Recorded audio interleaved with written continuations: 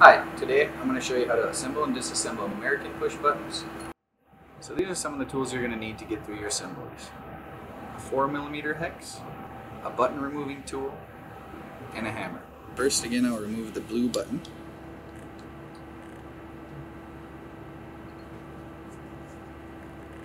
Next, we remove the extension.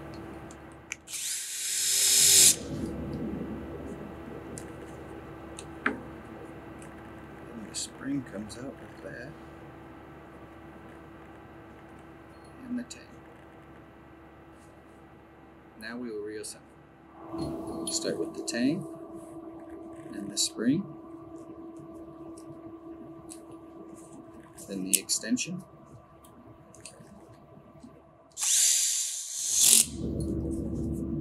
last the blue button.